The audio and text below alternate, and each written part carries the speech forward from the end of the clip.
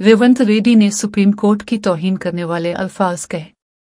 Supreme court में समाअत जारी रहने के बावजूद रेवंत रेड्डी का ज़िमनी इंतखाबात न होने का बयान दुरुस्त नहीं, ये अदालत की तौहीन है। साबिक वजीर और एमएलए हरीश राव ముఖ్యమంత్రి గారు ఏమన్నారంటే మేము ఈ 10 మంది ఎమ్మెల్యేలు డిస్క్వాలిఫై కారు, అది గతంలో కాలేదు, ఇప్పుడు కూడా కారు అంటే నేను వెంటనే ఇక్కడ నుంచి సుప్రీం కోర్టులో ఉన్న మ్యాటర్ని మీరు ఎట్లా మాట్లాడతారంటే మాకు ఇమ్యూనిటీ ఉంది, మేము ఏదైనా మాట్లాడొచ్చు ఈ సభలో లోపల మాట్లాడతామన్నారు. అయితే ఐఎమ్ కోటింగ్ అధ్యక్ష, page number 1021, discussion on sub judice matter, members cannot refer to any matter of fact on which a judicial decision is pending.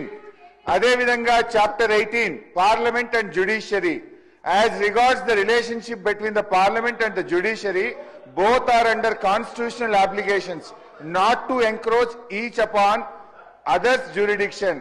In this respect, article 121 provides that the conduct of a judge or a Supreme Court or High Court cannot be discussed in Parliament except upon a motion for presenting to the President praying for the removal of such judge.